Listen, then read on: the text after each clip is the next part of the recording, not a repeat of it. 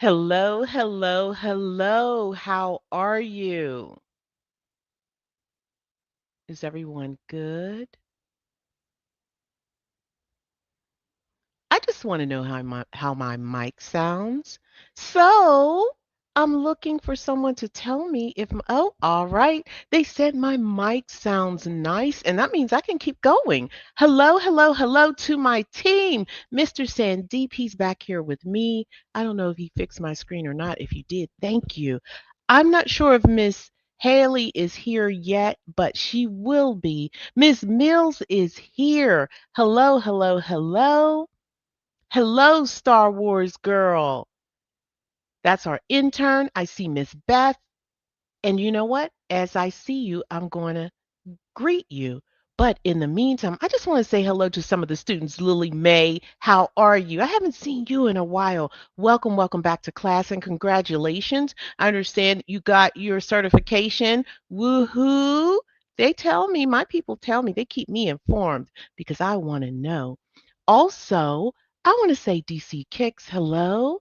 Um, Joey, hopefully you got the announcement this week. Let me know. Type in the chat, please. Bot Veer, hello, hello, hello. Hi, Miss Haley. I see you now. Okay, let's see who else. Hi, Miss Lucky. How are you?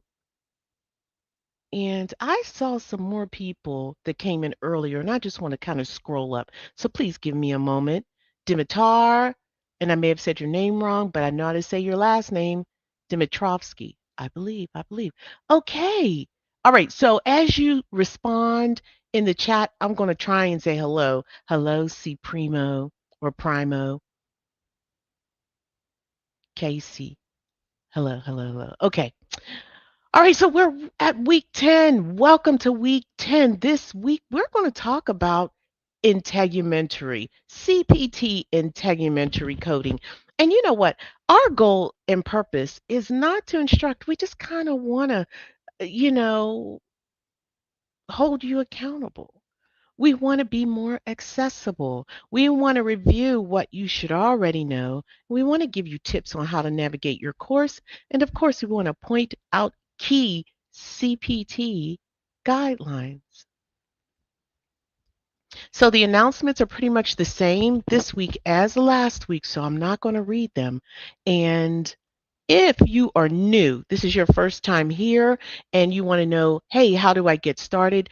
Go to the website, www.amcicoding.com, and click on YouTube course, and your instructions are there. And if you have more questions, just click the button to contact us. You can click the contact button from here as well. So it's right up here, contact. There you go. And this is what it looks like if you go to the website. You just read what the class is about, fill out the enrollment form, and complete the syllabus. Okay, so how to RSVP for classes from your syllabus? Just go to the section where it says RSVP. This has changed a little bit, but it looks like this. And you just kind of click the link, and there you go. You click it, and it lands you here. All right, and then you just definitely like it up. Miss Star Wars Girl says it every time. Please click the like up this lecture. So if you're on your computer, you have access, just go ahead and do that if you can. All right, so if you click over on the left side, notify me, this is your RSVP. So you will get a reminder, I think an hour before class too. Also, to get notifications, anytime we upload something, click this notification button. All right. Textbooks. Textbooks for today's class. We're pretty much going to need CPT, your CPT manual and MCG manual for today's class. And Discord, if you want to join Discord, the instructions are on your syllabus. And just very briefly, Discord is where you can get additional resources. You also have access to the instructors. They come in for an hour or so a day, each of them do, and you should be able to ask questions or get questions answered. And I believe that is that just gold? Someone tell me in the chat. Hi, health messages. How are you? All right. So, again, that's the website, www.amci coding YouTube course. And I meant to take this off, so excuse that. I didn't want to talk about, people that want additional products from AMCI, you can go to our website. But what I want to talk about, I want to get started. I want to talk about week 10. So you should have already completed week 10 assignments or as much as you can. If you didn't get it done, still come. Still come. Absolutely. All right. So these were the assignments. I don't need to read it because we read it last week, right? But I do want to draw your attention to the playbacks. They're in green bold. These are playbacks. Now, let me tell you, do not follow the course from your playback link. Always come back to the syllabus. And I'm going to show you at the end why you should. Well, you should because your assignments are here. They're not on the playback sheet. These are your videos. So if you just only want to watch videos, then that's what you do. So when you click on the playback and you want to see the videos, here they are, and they should be in the order that it's supposed to be. So it looks like this. And then this green and purple, this is the playback to this class. So when we say playbacks, there are playbacks that are pertinent that you should watch before you look at the playback for this class. Because this class is kind of an advanced study. Yeah, there's a presumption that you already know some things, right? Yeah. So this is what you should know for week 10. You should already be familiar with general CPT coding guidelines. Those are those green paged guidelines. Type in the chat, type in the chat if after I read all this, or you can read it too, if this is you, if you are familiar with your green guidelines. And also you should know that you apply these general coding guidelines unless a specific guideline or parenthetical guideline supersedes that general coding guideline. Also, you should be familiar with specific integumentary system guidelines, CPT. And you should be familiar with the layout of the CPT section, integumentary CPT section. You should. Good. Somebody say, hey, I am familiar. Thank you. Thank you for letting me know. Somebody say, hey, I'm preparing for the CPC exam. So hopefully you are familiar. And if not, now you know.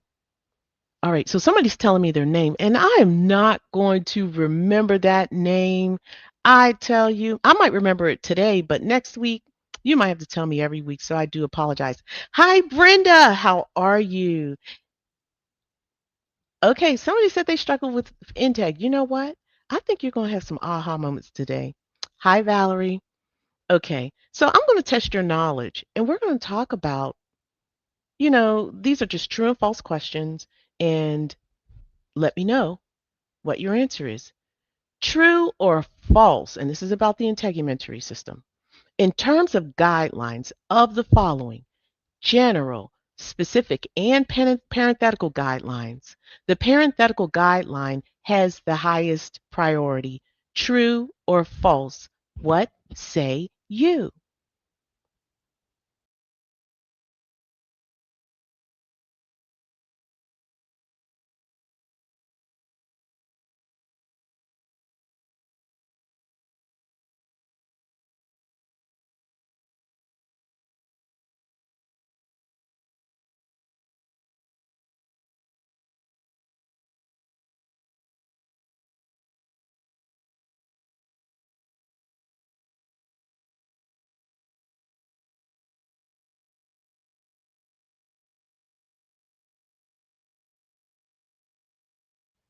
Okay, I tend to give you more time with the first few, but still allowing people to get into. And a lot of you said true. And if you said true and you don't really know, you know what, there are lectures in the playlist that where we discuss why, but yes, parenthetical guidelines supersede all guidelines. They basically tell you That's the ultimate guideline. And if it says, hey, don't do something in a parenthetical guideline, you got to do it. You got to follow it. All right, good job. That's right, Jody. Jody said, boom. All right, true or false? When an excision of a skin lesion is performed and the defect is closed using an adjacent tissue transfer such as rotation or advancement flap, the excision is reported separately in addition to the ATT. True or false? So when you have an excision of a lesion and an ATT, both are reported separately. True or false? What say you?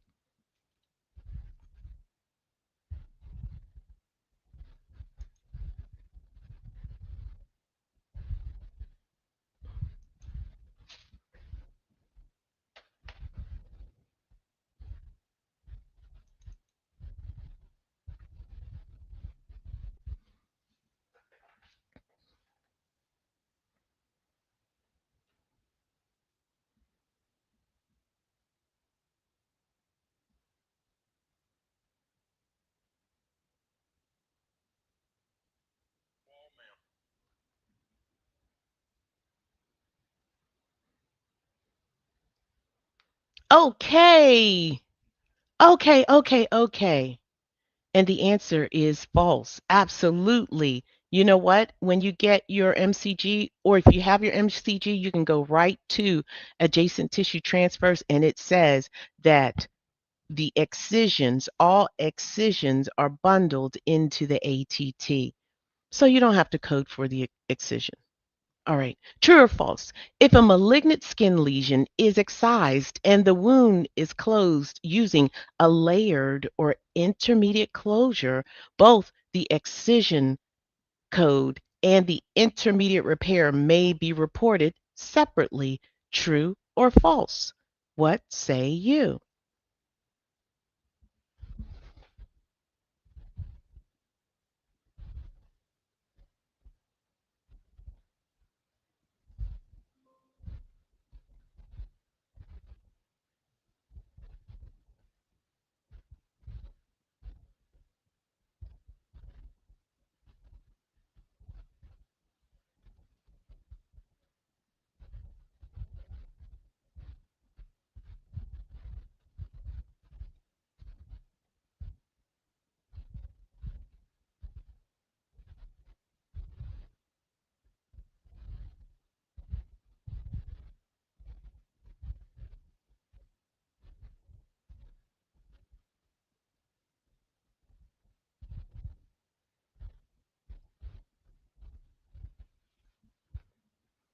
Okay.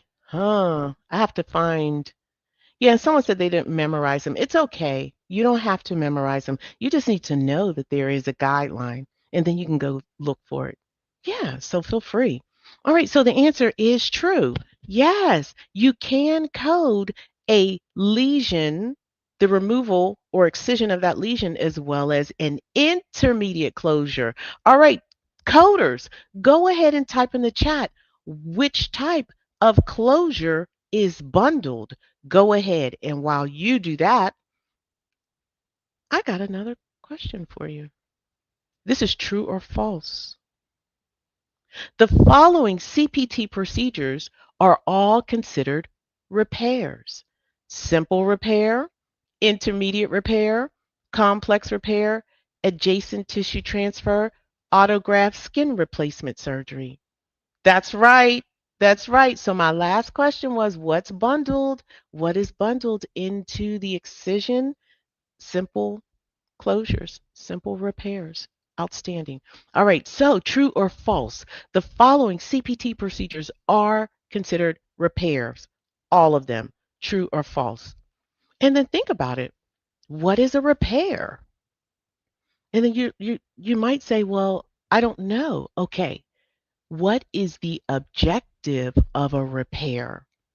Do all of these have the same objective? True or false? They have the same goal?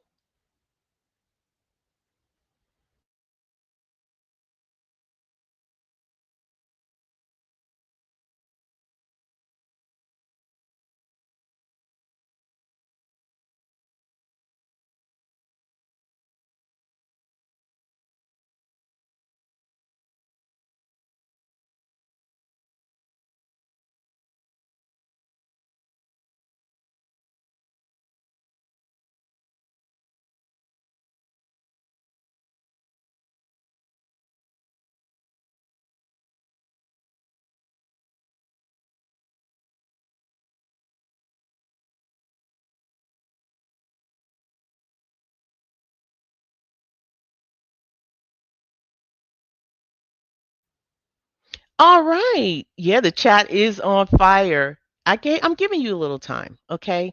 The answer is true. Coders, for those of you that got it correct, outstanding. For those of you who didn't, we're going to learn something today, right?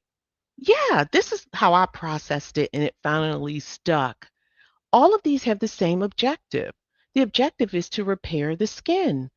So a simple repair or closure, that's the objective. So too is the intermediate and complex and an ATT. This is just basically a technique where they use the tissue that's next to the wound and they probably pull it over or whatever they do, but the objective is to repair a wound.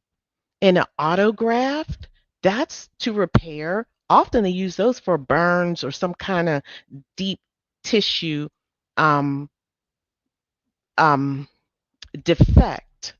And skin replacement. Yeah, you're going to be replacing skin. So all of these are repairs. Yeah, autographs too. Absolutely. And I'm going to show you how you know. I am in a moment. All right, so this is just basically if you have the MCG, I'm just encouraging you to go ahead and use it to quickly look up those guidelines, your table of contents. Just everything is found in the table of contents. The integumentary is right here. You just click there and you'll see your FTRs and it just tells you, this is, what's included, etc. All right, so I'm not there to not. It's not my goal to kind of review the MCG. My goal is really to stay focused on these guidelines from the perspective of a few topics. A few topics.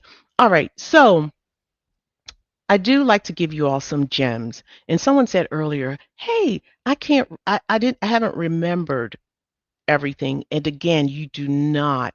You don't. So, but you do have to have a general idea about some things. When coding integumentary, you got to have a general idea about general surgical guidelines. Those general surgical guidelines apply to all surgeries within the surgery section, right? So, essentially, you should know what a surgical package is and what it includes. You should also know what a separate procedure is and how to apply it. Go ahead, type in the chat if you know both. If you know one, just put one. If you know what both of these are, say both. I just want to know what you know. And again, there's no judgment. And why do you need to know these? Know them, have a general idea, because it'll give you a time advantage when you take your exam. All right. Now, here are the general guidelines, and we review them in the playback, so I'm not going to do it. But I did say make sure that you know what a separate procedure is. That's here, as well as a surgical package. Just have an idea of what it is. Because when you start talking about things that are bundled and things like that, you need to know that. Separate procedures, people often kind of struggle, even though it's simple to understand once you get it, but getting there, sometimes people don't really understand the concept. So go ahead, watch playbacks. We've tried to simplify it very nicely, and I think we've done it. So if you watch it, you'll get it. All right, so let's go ahead and review. And earlier I said I was talking about repairs and the way you will know what a repair is. You know what? I changed this to something else. So obviously the change is not happening here. So do forgive me. Um, so how you know that it is a repair, look under the repair section. Look at all the procedures under repair. So if you don't know, just kind of look here. These flaps are repair, pressure ulcer repair, decubitus ulcer, burn treatment. These are all repairs. And hopefully that'll help you process. So, yeah, this is someone said, hey, do you have a syllabus? Absolutely. Go to the website and get the syllabus. And all of these students are actually working from the syllabus too.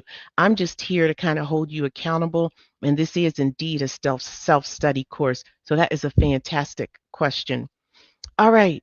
So this is your table of contents for Integumentary. One other thing that I want to point out, asterisks are key. Anywhere you see an asterisk in your table of contents, that means that there are nuances, coding nuances associated with it anywhere. So if you where you see this fine needle aspiration biopsy, there's a coding nuance. So go look at it. Also, if you go down, debridement has a nuance. Biopsies have nuances. Skin tags, shaving of dermal lesions, benign lesions, and malignant lesion excisions, and so forth. So if you want to know, there you go. But I do tell you, I do think that it's important that you know the following for the exam. Know debridements, biopsies, excisions, all repairs, destructions, Mohs micrographic surgery, and breasts. So that should kind of give you some direction. You're studying on your own. There are lots of distractions out there, but just hone in on that. All right. All right. So here's another one of my gems. Have a general idea about the surgical guidelines for these. Not necessarily the guidelines, really, but that they exist. Just saying. It will give you a time advantage when you take your exam. Now, today, in our reviews and our playbacks, we have several times, and even in our sessions, and Mr. Sandeep will be not this Friday, but he'll start back, I believe, next week. But in his sessions, we kind of review the same subjects over and over. And today I wanted to just kind of touch on, not necessarily go in depth, but touch on those subjects that we just don't touch, like burns, integumentary CPT burns, code series 16,000 through 1636.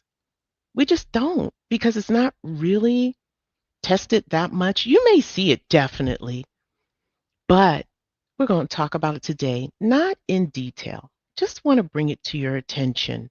It's burns, this code series right here on the left, and you often see this Ludd-Browder diagram, this chart. And this chart basically gives you the estimates, the body part and the amount of the percentage of that body part. It's not the same as ICD-10-CM.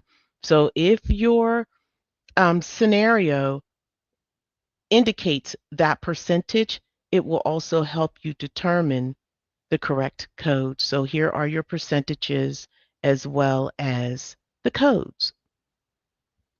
And we're not talking about ICD-10-CM. We're not talking about the rule of nines. It's different for CPT. Rule of nines only applies to ICD-10-CM. All right, so basically, when you're using the code series 16,000 through 16036, we are talking about local treatment of burns. We're not talking about skin grafts. We're not talking about anything else but local treatment. So, whatever that means, the documentation will specify it, right? So, your documentation should explicitly list details about localized treatment of that burn, not anything in depth. If it's not a skin graft, etc. If it's not whatever they're doing, you'll see the documentation. Now, I want to tell you that the depth of the burn can tell you whether or not you should be using this code series. If we're going beyond the dermis, the true skin, which is here, then we're not talking about this 16,000 code series. No. So if it's if it's here on the epidermis to the dermis, then then we could be talking about it. And the documentation will say localized treatment. Okay. And just so you know, these codes do bundle some things. So this 16,000 series through 1636, it bundles like dressings and supplies that are related to that treatment. Now, the things that are separately reportable are like the evaluation and management codes. So there are some separately reportable items, medication used in tandem with this treatment.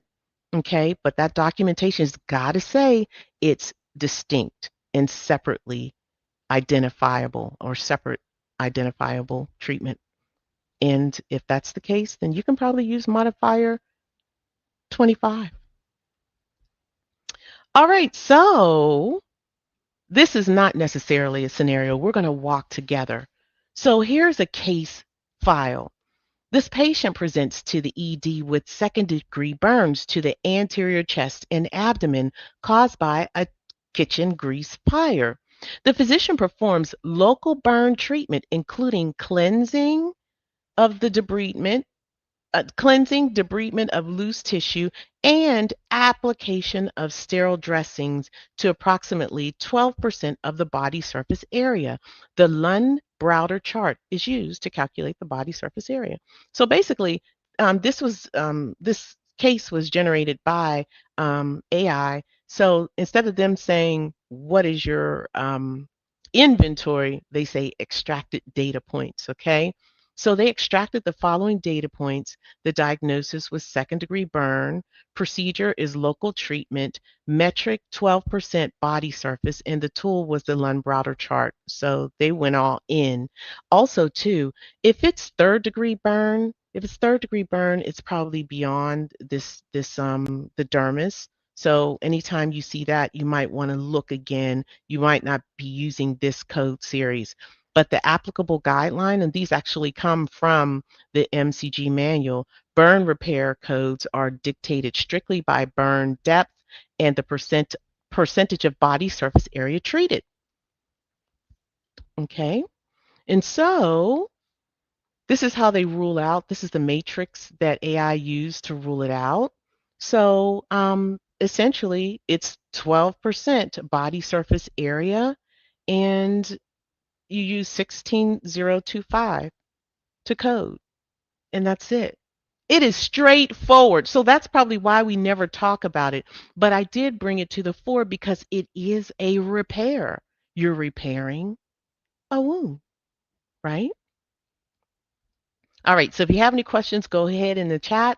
Now I'm going to move on and we're going to talk about destructive coding. And we do address destructive, but we give more attention to excision of lesions and other items.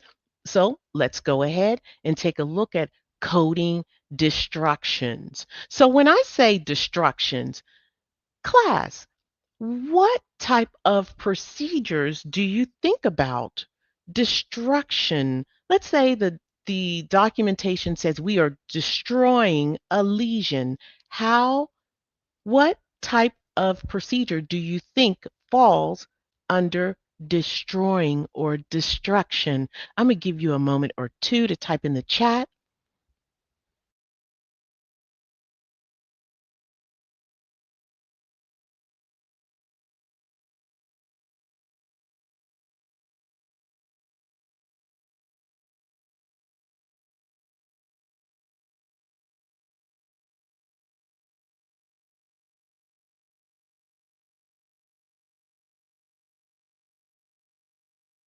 All right.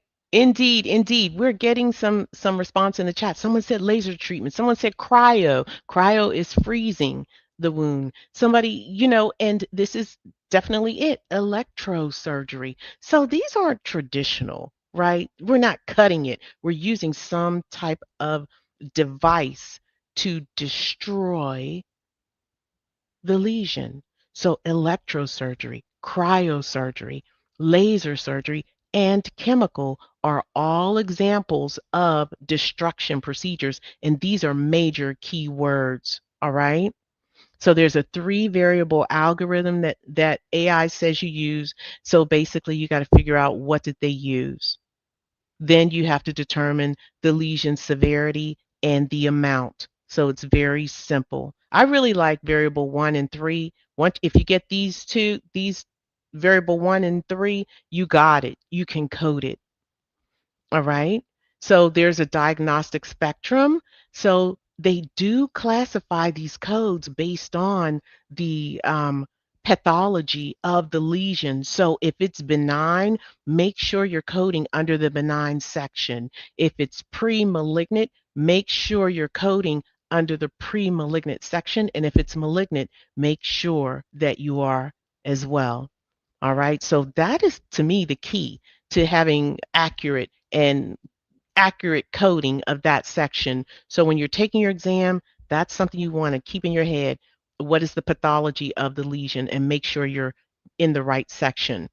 All right. So essentially, we're just going to say that it's coded like this. When you're coding these destruction procedures, you're going to code a primary code first. Primary is always first, right?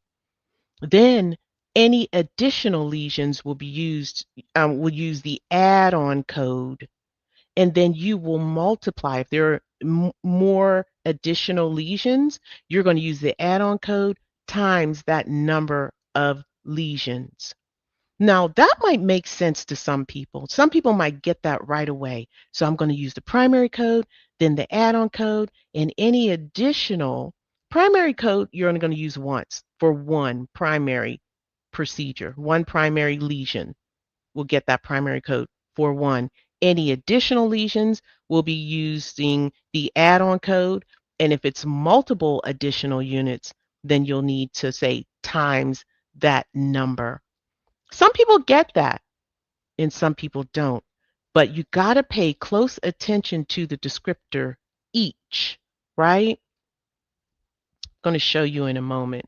So again, make sure that you're paying attention to the anatomy. Make sure you're paying attention to not necessarily the anatomy, but the pathology. Make sure you're paying attention to that each. Anytime you see each, that is a game changer.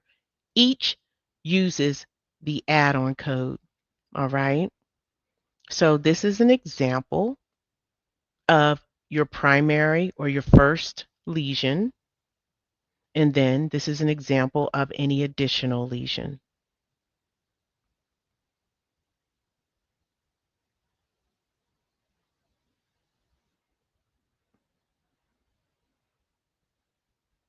Now I'm just going to go and move forward and show you this scenario. We have a dermatologist who treats a patient with multiple actinic keratosis on the face. And just so you know, this is pre-malignant, just so you know. It's on the face and scalp. And they used liquid nitrogen cryosurgery. The physician destroys 6 pre-malignant lesions. Each lesion is individually treated during the same encounter. All right. So I said, you know what? I like your extracted data points, but let's make this make sense for us. I'm going to inventory. And how, if you're new, we inventory by using this metric. We say, go ahead and write down your diagnoses, signs and symptoms, your procedures, and treatment. So we're going to begin with multiple actinic keratosis on the face and scalp. That's your diagnoses.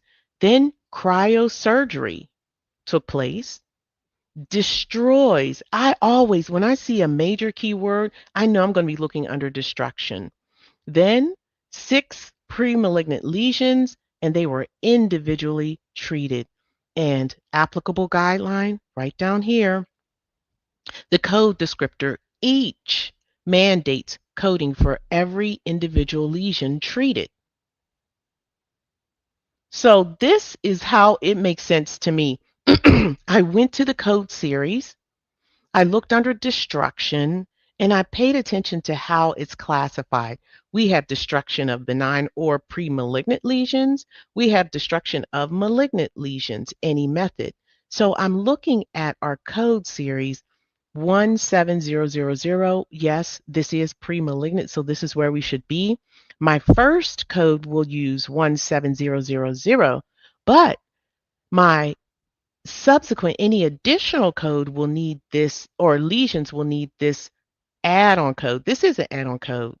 Or if it is or isn't, it used to be, but it doesn't look like that there. Everybody check your book. Does your book list 17003 as an add-on code?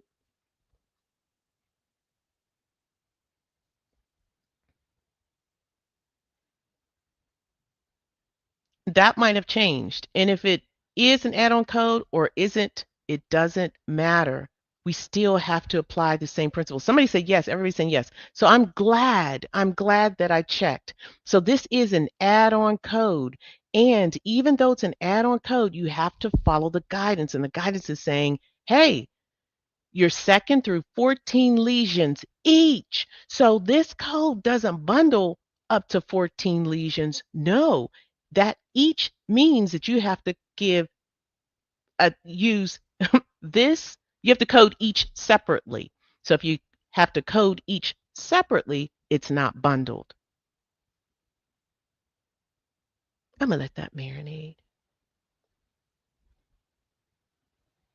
So you can't use 17003 for up to 14 additional lesions. No, you have to code each separately. Okay, so people are saying, yeah, it's an add-on code. Thank you so much.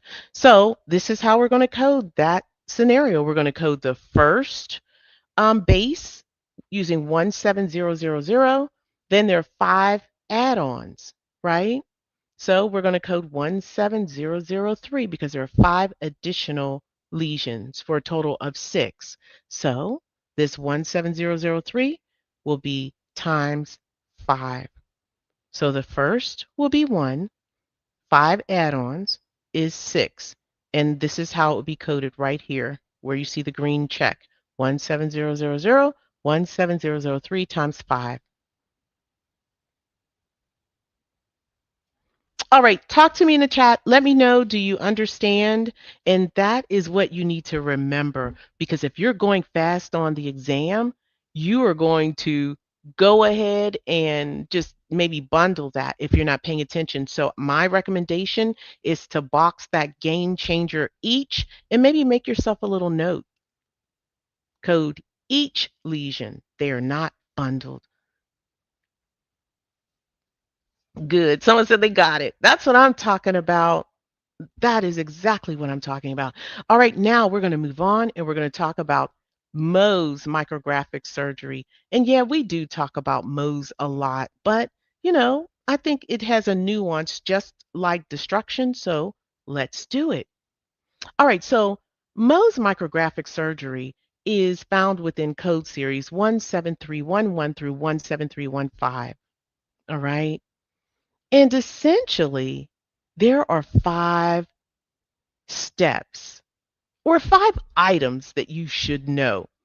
And this is the most important, this anatomic site. You just have to identify where the procedure took place because there are 2 initial codes, 2 primary codes, and it's either going to be one or the other, and it's based on your body part, your anatomical site. Then the next thing you need to know is how many stages there are. And the first stage will establish your base code. After that, any additional stages will use an add-on code. And then after that, you need to determine how many blocks each stage is. And if you didn't know, a stage and a slice are synonymous. And then the last thing, you just got to kind of know that there are some pathological or pathology exclusions. In other words, these specimen that the doctor are taking, it doesn't go to the pathologist. The pathology is bundled in what the doctor is doing in the office. So the doctor has two roles. The doctor is the surgeon and the pathologist. And you do not need to code for pathology or a pathologist from the pathology section, typically, unless the doctor sends it to pathology. All right. So again, the code selection begins with the anatomical site. That is key. To me, it is key.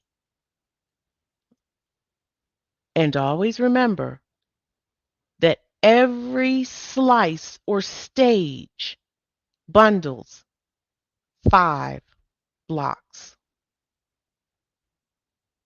So you got to know what that initial code is. Then every stage bundles 5 blocks. So this is a look at the codes from the section, and we've got Mohs micrographic surgery and this 17311. This is the first code, and this code is coding for head, neck, hands, feet, genitalia, or any location with surgery directly involving the muscle, cartilage, bone, tendon, major nerves, or vessel. And this is your first stage. Now, this code 17313, this is your most initial stage or slice for the trunk, arms, or legs. Trunk, arms, or legs. So you know what? If you just remember that 17313 is used for trunk, arms, and legs, then for this exam, you should be good. Everything else is probably going to be 17311, unless the exam gets detailed and says, oh, well, this is a muscle. This is, cartilage. This is bone. I doubt that is going to be the case. I doubt it, but you should always check. All right. So if it is trunk, arms, legs, make sure it doesn't involve muscle, cartilage, bone, tendon, or major nerves. I doubt it, but it could. So once we nail that first stage, that first slice, we're almost home free because everything else will be coded using subsequent stages, right? So each additional stage, you can use the additional add-on code. There's one add-on code for each of the two stages, initial stages. So if you nail the initial, the add-on code is directly underneath it, and you're good. And you can code multiple stages using that add-on code. Now, one thing when we talk about blocks, this is how they cut up the tissue and how they evaluate it. So every block, excuse me, yes, every stage has bundles 5 blocks. Every slice bundles 5 blocks. So once you nail the anatomical site, then you determine the number of stages or slices. You need to know how many blocks there are because we're going to bundle it in that particular stage or slice. And that's it. All right, so I tried to explain that. Now, let's do a challenge. We're going to walk through this and then we'll do a challenge, another scenario, okay? All right. So this patient undergoes Mohs micrographic surgery for a basal cell carcinoma of the nose. The location, the nose. We already know what the initial code is. Go ahead and type in the chat what the initial code is. If you were listening and I gave you a little tip on how to determine that, type in the chat what the initial code is without looking. Just try. The what the boom. I think they made a mistake, but the physician performs the first stage and the microscopic examination evaluates 3 tissue blocks in that first stage. Then an additional stage is required to achieve clear margins, and 5 tissue blocks are examined during that stage. All right, so the extracted data points are the patient has basal cell carcinoma of the nose. That's right. 2 people put the answer in the chat. That's what I'm talking about. Just try. All right. So the first stage or slice has 3 blocks. The second has 5 blocks. And this is our inventory. This is, if you want an inventory, this is the way we would do it. Basal cell carcinoma of the nose, first stage, 3 blocks, second stage, 5 blocks. Does anybody want to code it out? Can anybody code it out? Just take a guess. Great job, coders. Lily, DC Kicks, Joey, Valerie, Carmen, great job. That's what I'm talking about. They took the initiative, right? And I love it. Does anybody want to try and code it out? Just off the top of your dome. All right. So, good job. Good job. Good job. But this is how you code it. The first stage will be 17311. And because we have an additional stage, we're going to have to use the add-on code. And the add-on code is 17312. The add-on code is specific to the stage. So it's right underneath 17311. And there you go. Now, these little squares in this stage represent blocks. So stage 1 has 3 blocks. Stage 2 has 5 blocks. So we know the guideline says that up to 5 blocks are bundled. So that's all we would code. And our answer would be 17311 and 17312. So no additional blocks are required.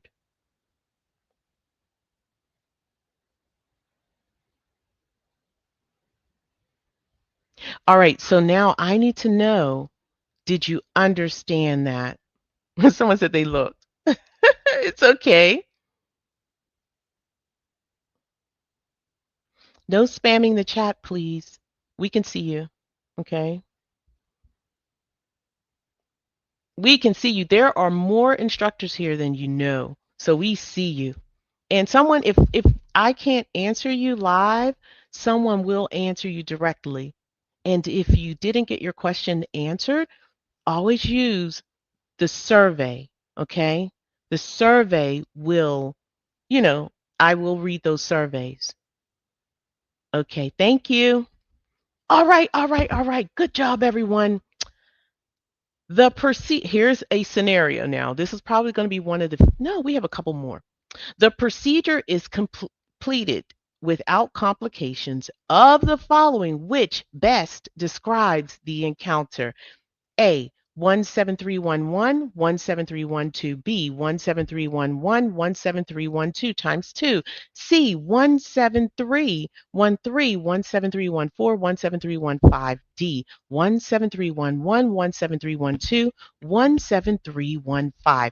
Coders, if you can answer this without looking it up, try to, because I'm telling you, it's going to give you an advantage. A 69-year-old male with a history of basal cell carcinoma presents for removal of a recurrent lesion on the left cheek.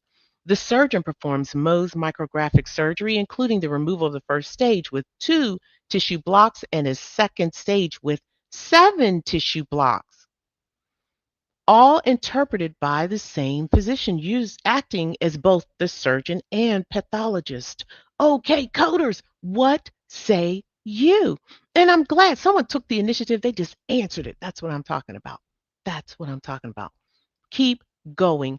All right, so I'll give you a moment or two. And if you can't, if you have to look it up, go ahead, look it up.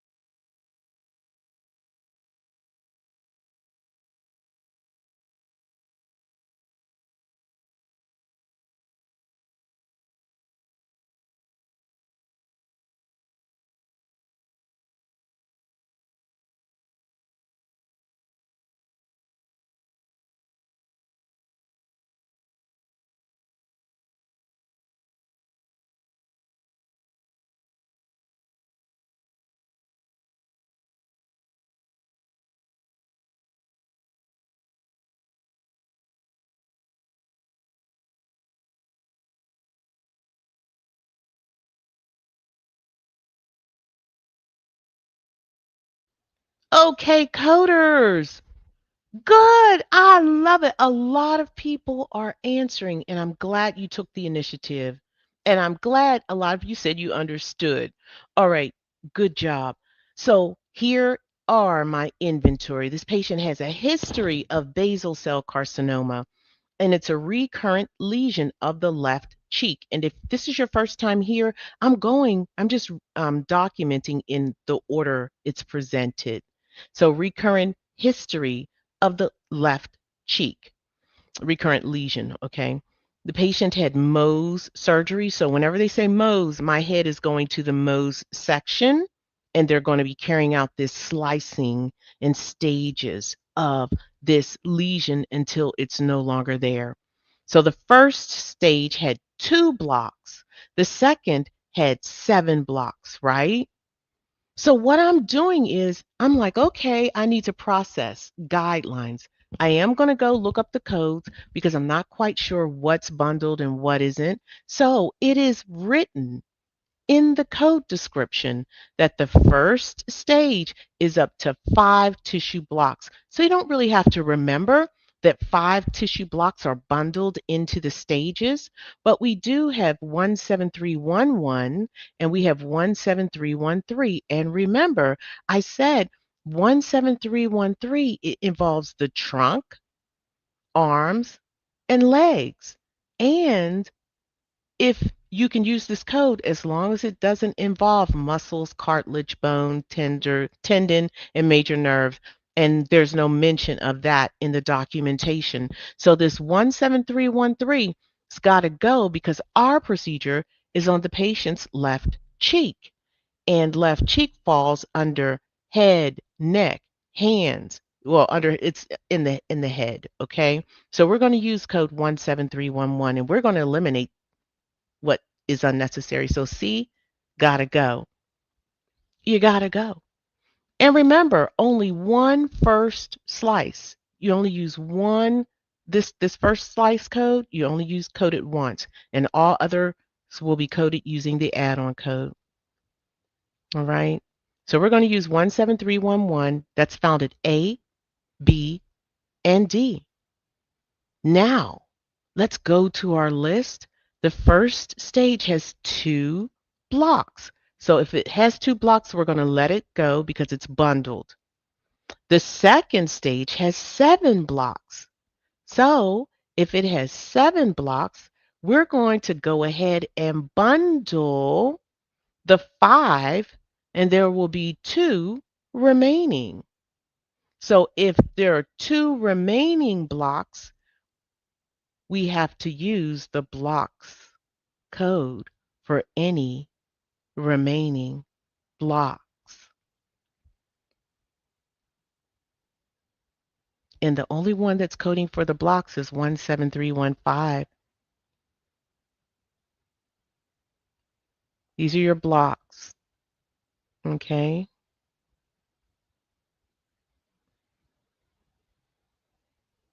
So A and B are not coding for any additional blocks. And the answer is D. How you feel, coders?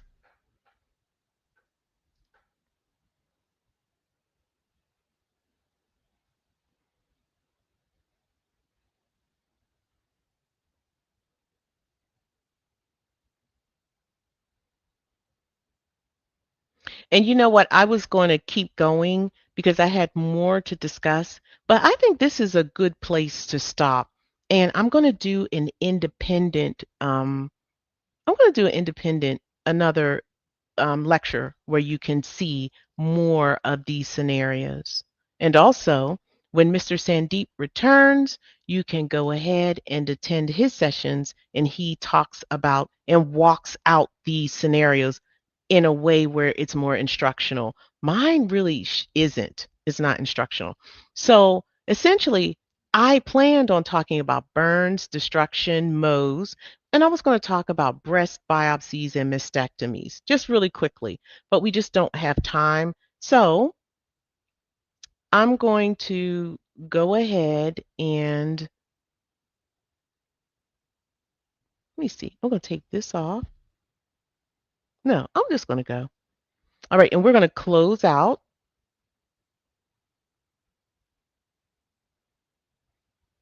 And I'm just going to just kind of just tell you about these final tips as you go through the course and you finish this section, Integumentary. Remember, you do not have to remember guidelines, just that they exist. I encourage you to go to Tuesday night group study if you can, but I don't think you all go. If you're MCDC students in here, go to the group study, but you all can go to the Friday group study with Mr. Sandeep, and he begins back next week. So definitely, he walks through these scenarios very nicely. And if you want to review ICD 10CM, go and hang out with Ms. Haley. She does a phenomenal job, and the people that attend, I can tell. They know their guidelines. All right, so here are some things that you need to remember. Use the YouTube video catalog for specific guidance. What is that, Mrs. J? I'm about to show you. Also, never use an encoder. Right now, before you get certified, never use an encoder. And ChatGPT is an encoder. An encoder is anything that looks up the code for you. Never get in that habit because ChatGPT is wrong a great percentage of the time. Don't look it up. Number one. Number two, it thwarts your independent coding proficiency. So you don't really develop that skill if you're always looking it up. And when you're taking that exam, you got to go quickly. And the only way to get the skill is to master it. So this is the time for you to master looking up codes. Never ever use blind process of elimination. People that advocate for that haven't been doing this for that long. No, they might have huge followings, but this is not the way to go. You got to look ahead. And ahead is you have to know how to abstract from documentation. If you do not, you're going to have a difficult time landing that first job because they're going to ask you to code. And it's not often multiple choice.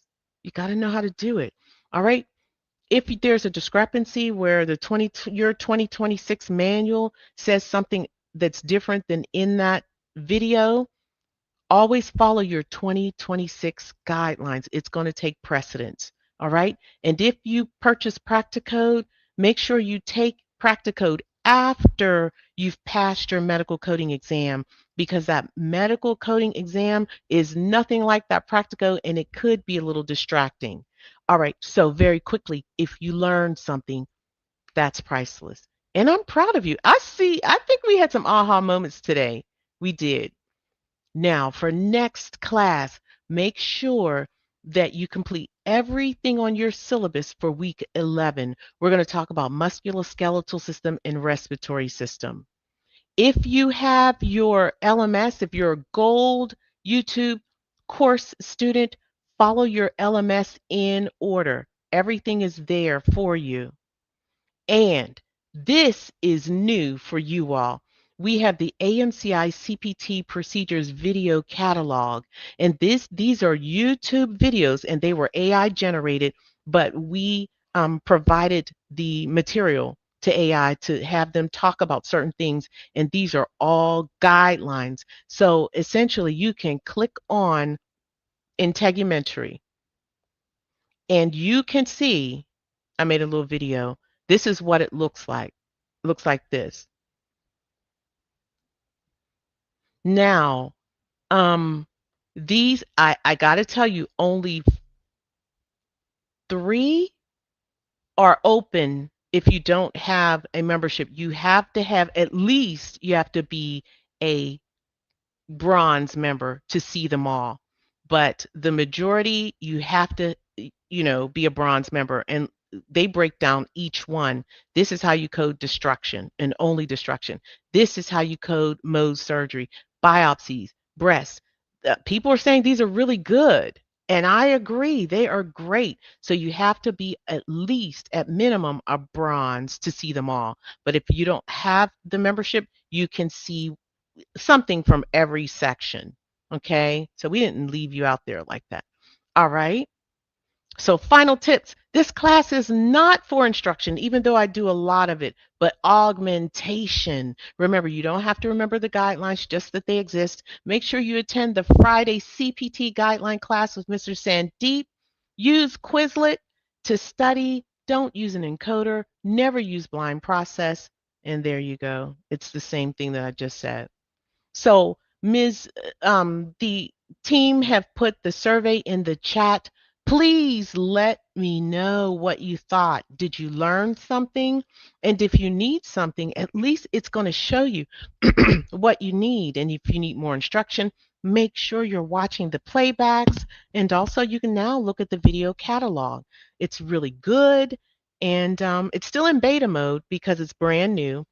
And if you see anything that you need to bring to our attention, please in advance. And thank you. Thank you, thank you, thank you. All right, I just want to say so long. Thank you to my team. Thank you, Mr. Sandeep, Ms. Mills, Ms. Haley. Thank you to the interns, Miss Brenda.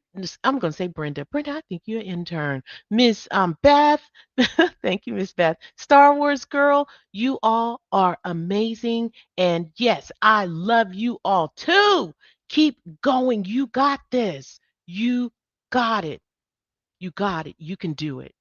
And if you need me to say it, I'll keep saying it until you believe it. All right, Carmen, you are welcome. All right. So, on that note, so long until next week. 4,000 exam passers and free classes at AMCI. Learn to code straight from home or on the road at AMCI.